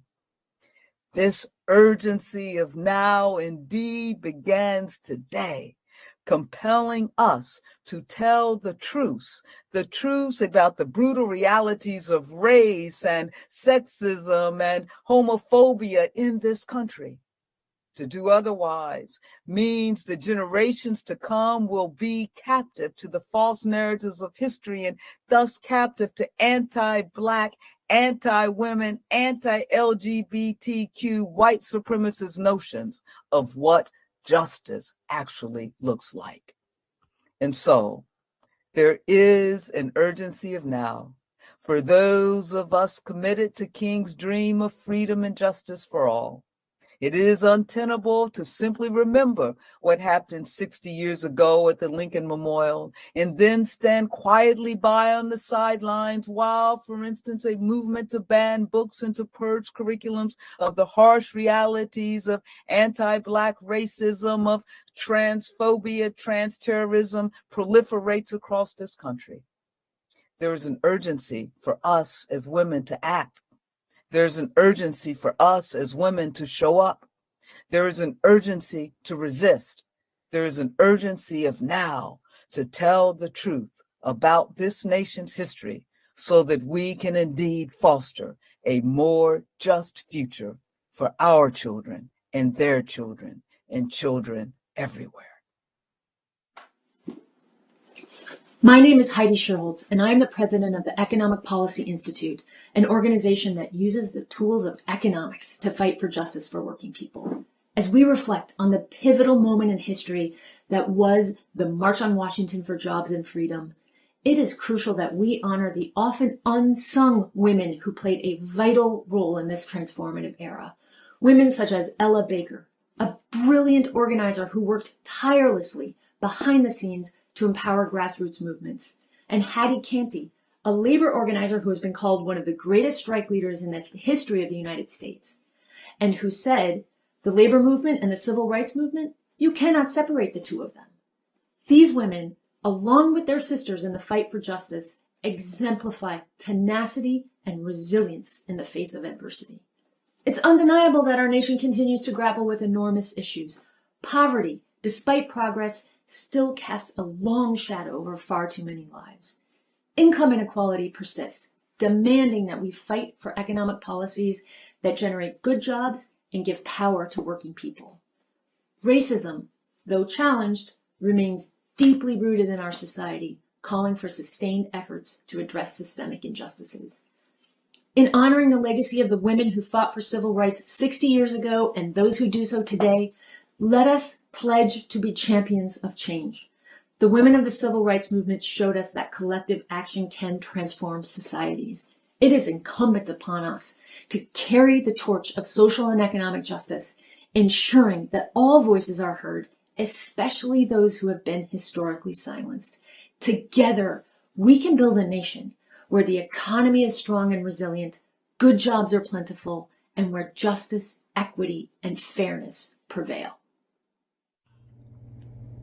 Greetings. I'm Dr. Ashley Marshall with Forward Justice, and I'm honored to be here with you today. On this 60th anniversary of the March on Washington, let it be known that we are still marching. We are still marching for the women's voices who were left out of the march 60 years ago, but who continue to organize and mobilize at every turn because there's no other choice. We are still marching. We are still marching because we have yet to realize the full protections and expansions of voting rights in this country. We are still marching. We are still marching because of our communities like Jackson, Mississippi, who do not have clean water to bathe their children. we are still marching.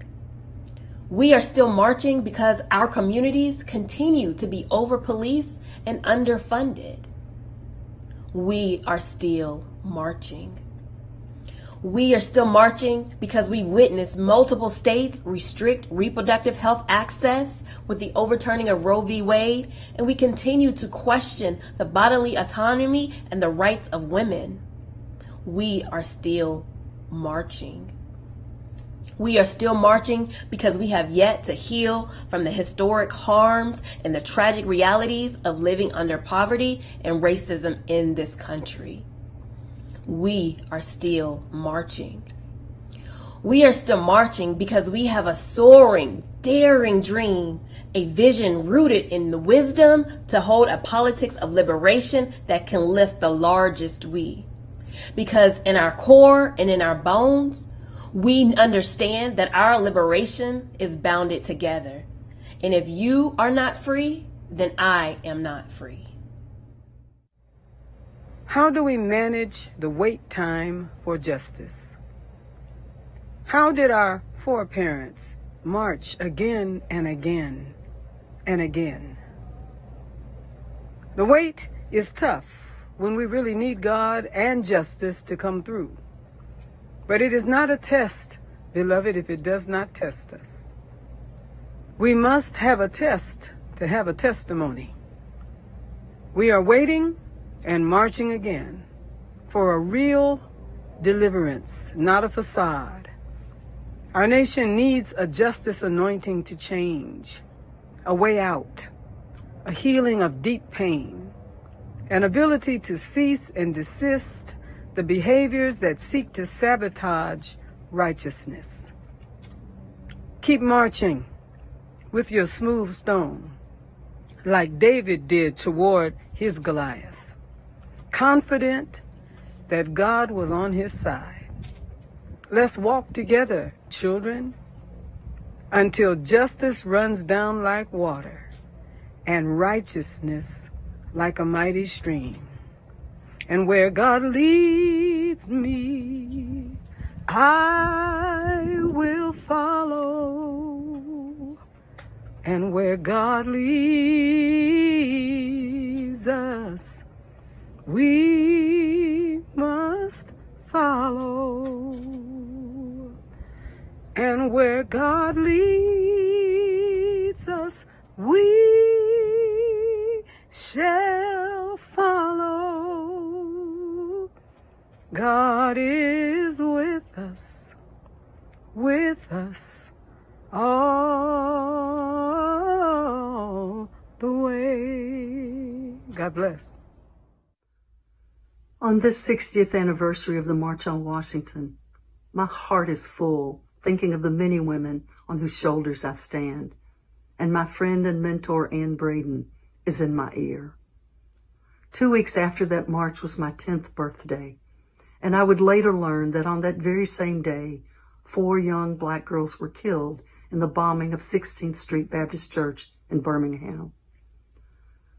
I didn't grow up knowing that Denise McNair was only 11, nearly my age when she was killed, or that the other girls were the age of my sister.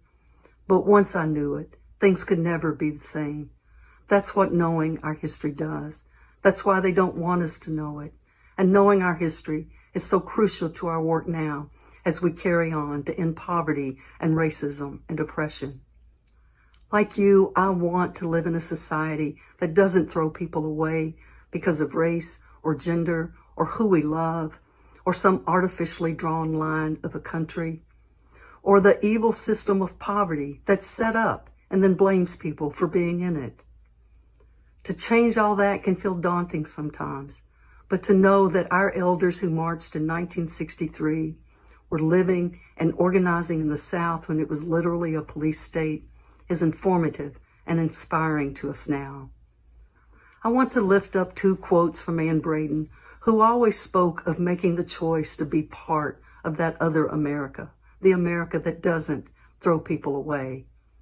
The first quote from Ann, as she speaks to me and my white siblings.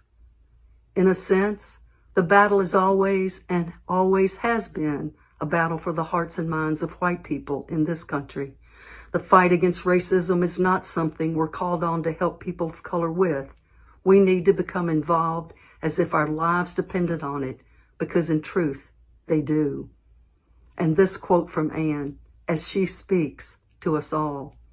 In every age, no matter how cruel the oppression carried on by those in power, there have been those who struggled for a different world.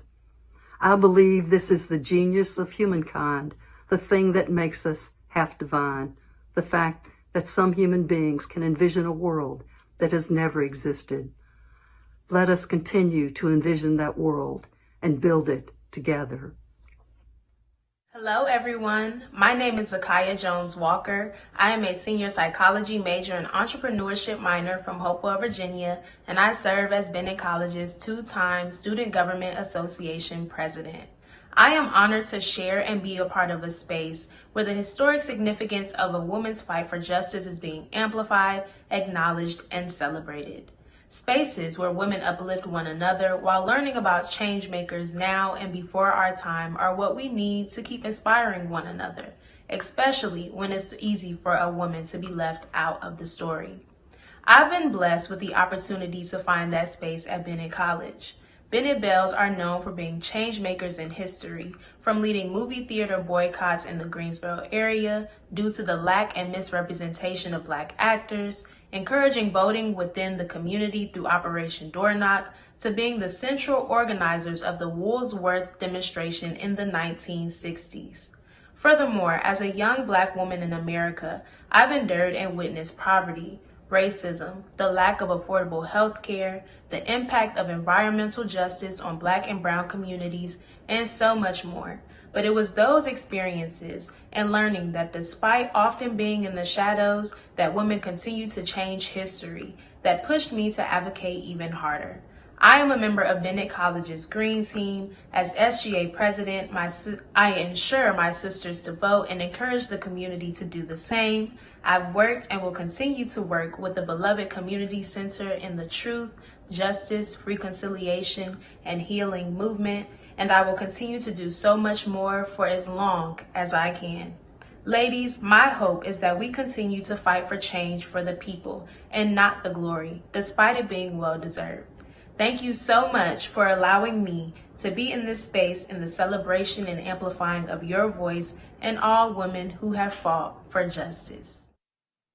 It has been 60 years since Reverend Dr. Martin Luther King Jr., standing on the shoulders of boss, gifted, and dedicated women, powerfully and prophetically declared the urgency of now to hundreds of thousands gathered at the Lincoln Memorial.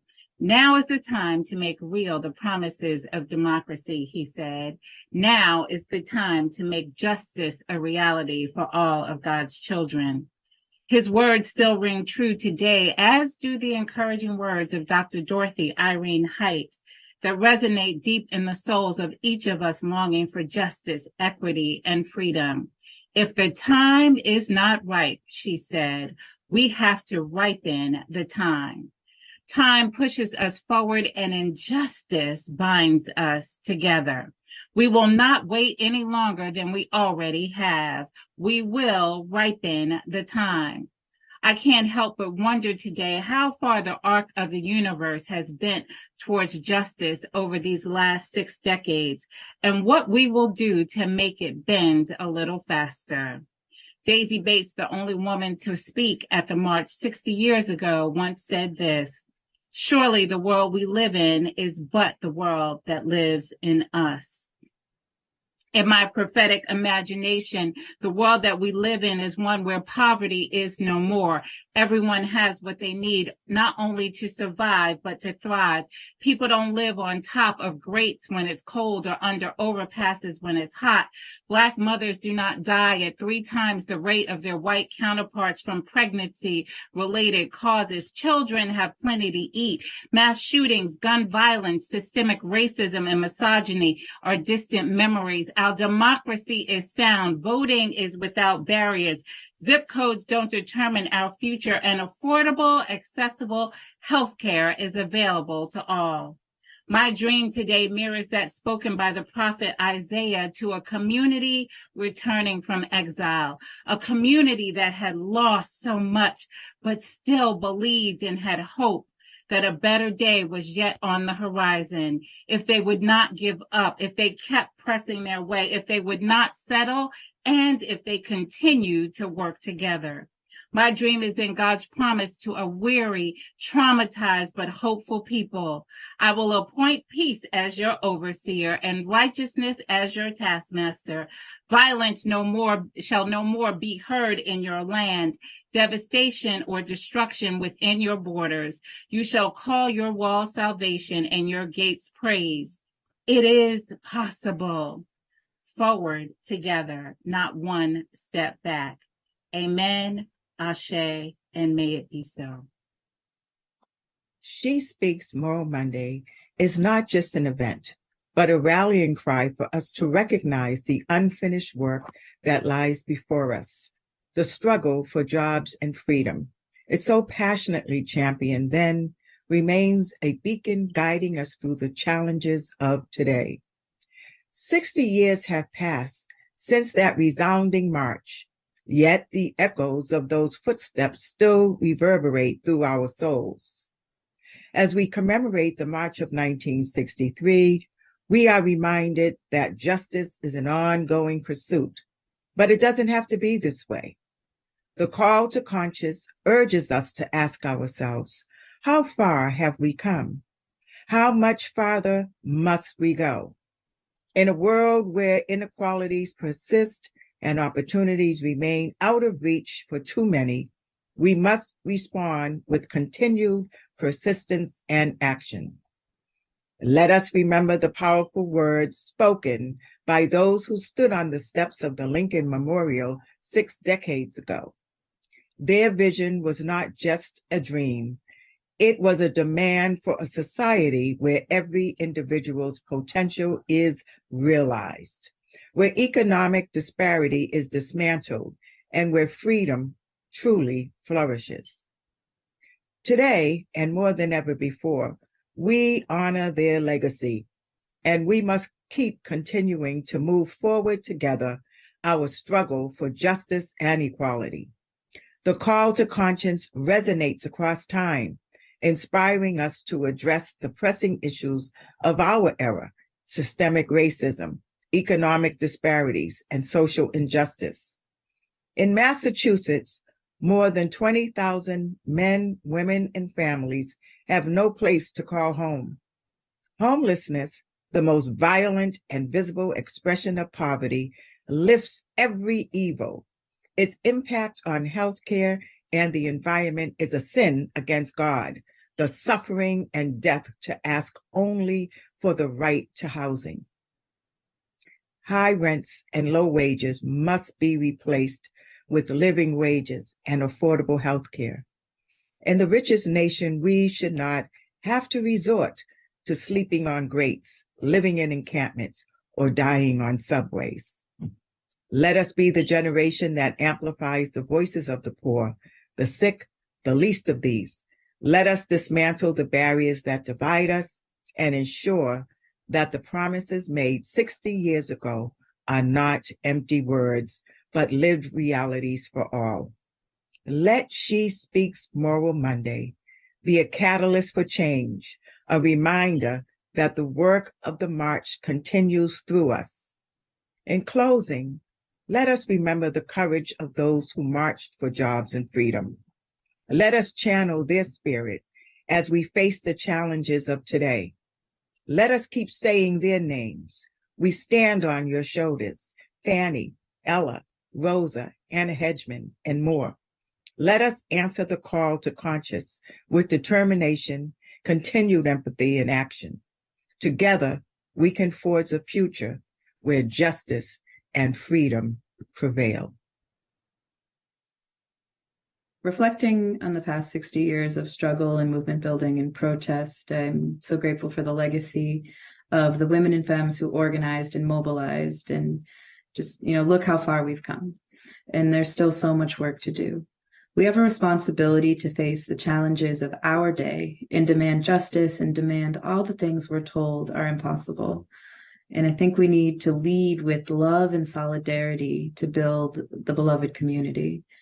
The interlocking injustices of systemic racism, systemic poverty, ecological devastation, the war economy, militarism, and the false moral narrative of religious nationalism perpetuate a lie of scarcity.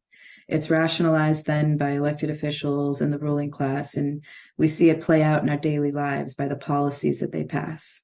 It's what continues to deny all poor and low-wealth people our full humanity, and it's how poverty is a death sentence to 800 people a day. I have a message of love and solidarity for anyone like me who's ever relied on food stamps, made less than a living wage, slept on a friend's couch when they've lost their job, lost their housing, had to choose between a $2 bus fare and food, those who stay up at night thinking about their student debt, their medical debt, or the loved ones they've lost to addiction, to gun violence, to incarceration, to all forms of poverty and policy violence, to not be silent anymore. Make no mistake, we live in a world of abundance. A redistribution of wealth and resources is possible, and it's necessary for the survival of our people and our planet. And I'm here to listen and to mourn with you and to be angry with you and to stand beside you, because we need this radical love and solidarity of caring for one another and joining together across all of the lines of division to demand justice. The 60th anniversary of the March on Washington is an opportunity to reflect on the state of the nation, considering where we were, where we are now, and where we are headed. The courageous freedom fighters who gathered 6 decades ago envisioned an inclusive and multiracial democracy where all Americans, regardless of race, religion, gender, sexual orientation, economic status, or ability, will be treated with dignity and respect. While we have made significant strides in civil rights legislation, the painful reality is that we have witnessed enormous setbacks in recent years. We must make urgent changes if we hope to build the kind of democracy our predecessors envisioned. Despite the many political gains over the years, racism and white supremacy persist in all aspects of American life and culture. From police violence and mass incarceration to voter suppression and unequal access to housing, the social and economic disparities that shape the lives of Black and Brown people are all legacies of slavery and colonialism. Knowing this history is significant, and we must resist all efforts to block the teaching of these narratives in our schools. There's another aspect of this history that we must also never forget, and that is the strength, courage, and perseverance of those who came together on August 28th, 1963.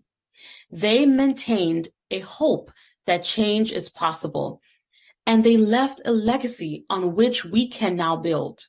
As we commemorate the March on Washington, let's renew our commitment to building an inclusive and multiracial democracy that acknowledges the rights and dignity of all people. 60 years ago, on that extraordinary day, none of the speakers talked directly about war. On that day, there were already about 16,000 U.S. troops in Vietnam, but hardly anyone knew that. Most of the soldiers were called advisors or simply personnel. The war, the U.S. war against Vietnam, had hardly begun. But the cost of militarism and war was almost certainly on the minds of the women and men organizing the march, and those who came to Washington to participate. That year, 1963, even though the war had hardly begun, almost 9% of the wealth of the entire country went to the military.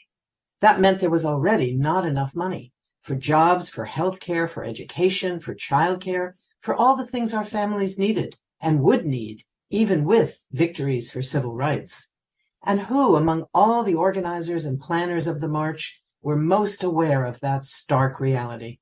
It was the women who, along with organizing the march and the movement it represented, faced the frontline challenges at home, keeping their families fed and warm, their children in decent schools, their elders able to see a doctor. And they knew even then, years before Dr. King reminded us from the pulpit of Riverside Church that a country that spends more on the military than on social programs is approaching spiritual death. They knew that. They knew that war and militarism were destroying the economy of our country, and that those most vulnerable, those who still were denied equality and human rights, would pay the biggest price. So it was part of the agenda of the march, mentioned or not. And internationalism, the world's answer to war, was there too that hot August day 60 years ago. When the great artist and resistance fighter Josephine Baker rose to speak, she had flown to Washington from France just to participate in the march. She celebrated the unity of the movement, the black and white and other people working together. You are, she said, just as I've always wanted you to be, and the peoples of the world have always wanted you to be. You are a united people at last, because without unity there cannot be any victory. There was unity that day, and because there was unity, there was victory too. For our future, we will build even greater unity and have a chance for even greater victory, for equality, for human rights, for an end to war and militarism. Thank you. Good evening. My name is Kate Ziegler, and I am a national organizing co-director for Repairers of the Breach and for the Poor People's Campaign, a national call for moral revival. It is an honor to be amongst so many incredible leaders here on this Moral Monday. Today, 60 years since the March on Washington for Jobs and Freedom, I have a bittersweet feeling. It is powerful to be a woman, but it is also oftentimes a heavy and oppressive burden. Similarly bittersweet, I honor the women who have come before me and the decades of organizing work that has brought us much progress, but it is also an immoral shame that we still must gather and demand our basic rights today, not just as women, but for the 140 million poor and low-wealth people in this country. The fact cannot be ignored, nor celebrated, nor commemorated that we are still a nation in crisis, still a nation that needs a mass movement for jobs and freedom. So with this, we must call ourselves to conscience. We must call on the nation's conscience and take a day like today to recommit, to keep working from the ground up and to continue building a multiracial movement of the poor and dispossessed, with women of all creeds, colors, faiths, and sexualities, and with people who do not identify as women or as any gender. For if there was ever a time for us to come across lines of division, to demand our living wages, our voting rights now, our reproductive rights now, access to healthcare, and ending poverty now, it is today. We must call this nation and its elected officials to conscience and to task now. Forward together, not one step back. Hello, my name is Pam Garrison. I'm Tri-Chair of the West Virginia Poor People's Campaign. We're here today to remember the March on Washington, D.C. And when I think of that, I think of the feeling it would be to have that many people come together in one place for the same cause. And it makes me think of our march, or our Moral March on Washington, D.C., June the 15th of 2022. Standing there looking out at that sea of people, of 150,000 or more of us there together, to pledge that we will do what it takes to end poverty, to end suffering, to make things just and equal and fair. And it was a feeling that I'll never get over. And I can imagine what those people there have felt. And they laid the bricks for us that we walk upon now. To know that we have solutions. We have the third Reconstruction. And that's what we're fighting for. We're fighting for us. We're fighting for the bottom up. And that's us. It makes me think of Fannie Lou Hamer and coming from West Virginia, Mother Jones, who lived and saw working families, kids going hungry, who saw the lack of health care and people suffering, who saw the homelessness of it. They just couldn't take it anymore. And that's what that gathering was about. It was a unity, a fusion of people of all different diversities coming together and speaking with one voice, one heart. And the aura that comes out of that, of justice and unity, is something that you will always carry and have with you. And it's the spark that lights the fire. So I want to thank you. And I want to tell you, put on your armor of justice, because our forefathers and our foremothers, they have laid it out for us. And we have to finish the fight that they started. So thank you. Thank you, everybody, for being here and for being part of the movement. Thank you. 60 years ago, the nation witnessed hundreds and thousands of people gather in Washington, D.C. to lift up a long overdue demand for the needs for jobs and freedom. Today, we are still lifting up the same overdue demand for jobs and freedom. And when we're calling for our demands, we're making sure that all voices are heard. We are making sure that the voices that are too often marginalized and silenced and erased are the very voices that are centered. We gather here today, like the many women before us who have gathered, to make sure that the issues that impact all of us are being heard and addressed. We are raising the issue that in this country of abundance, in this country, poverty is the fourth leading cause of death. And that nearly 1/3 of our workforce, that's about 52 million people, earn less than $15 an hour. This includes 40% of working women and 50% of working women of color. We are raising the issue that our Mother Earth continues to be abused, neglected, pillaged, and destroyed, and we are in dire need of a right relationship with her. We are raising the issue that our families continue to be torn apart because of financial hardships, because of cruel and antiquated immigration laws, because of gun violence, because of the lack of sufficient familial support, whether that be the upgraded and increased child tax credit or having access to affordable and quality childcare. Across this country, across racial backgrounds and class backgrounds, language backgrounds, religious backgrounds, any type of lines that try to divide us, we are here and we have been here and we will continue to be here to come out together and raise our voices and take action towards the solutions that can be recognized today. We don't have another 60 years to wait for the solutions that we know to be impactful to be implemented today. Join a social justice movement, join an organizational effort, join a community cause that is dedicated to addressing the death-dealing systemic injustices that are impacting us all. Register to vote and vote in your local, state, and national elections. We all can do our part. And if we do it today, we're making sure that tomorrow is better for everyone. Friends, fellow advocates, and seekers of justice, I'm honored to stand before you today to share a powerful opportunity for change.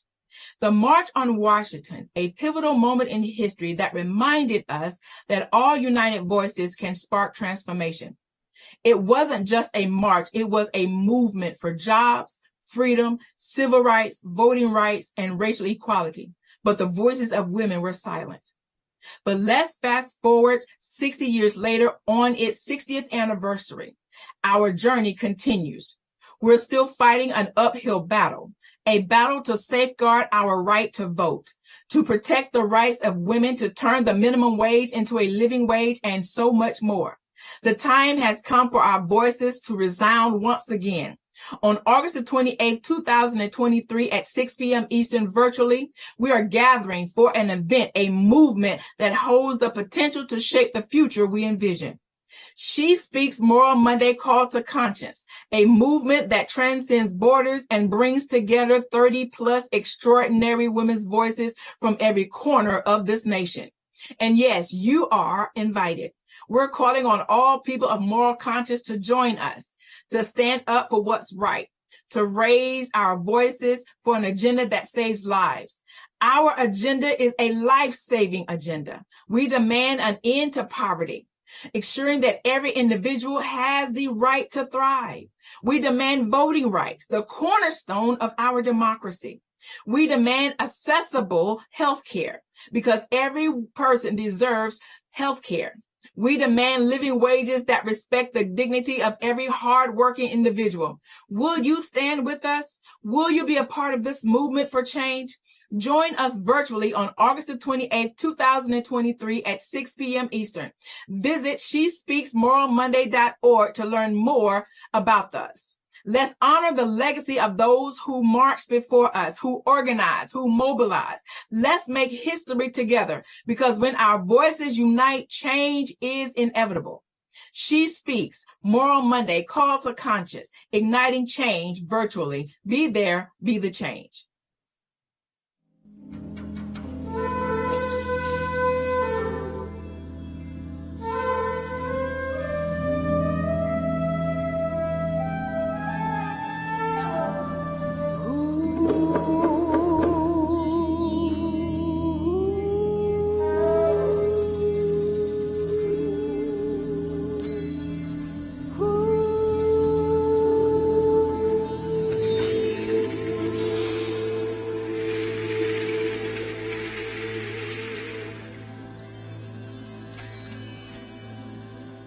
What does the Lord require of thee?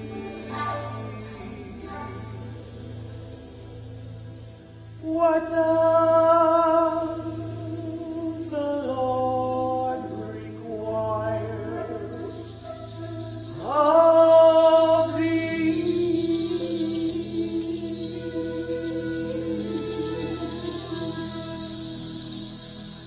But to do justly, love, mercy, walk humbly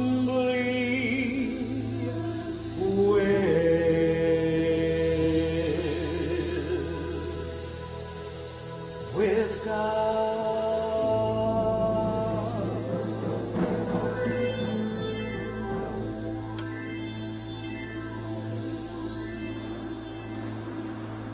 Woe unto thee, who issue oppressive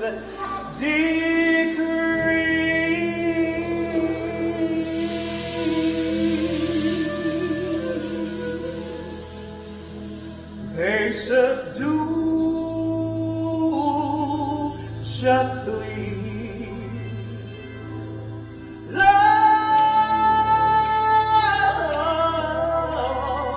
mercy, walk humbly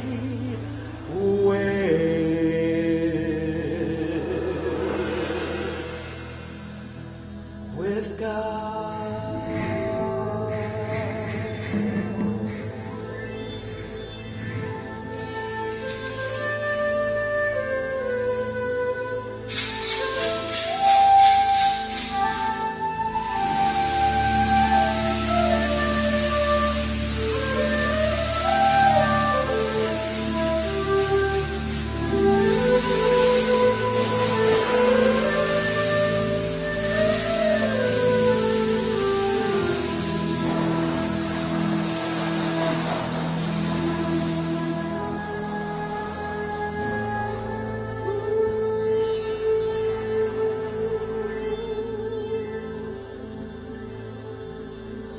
What does the Lord require of thee? What does the Lord require of thee?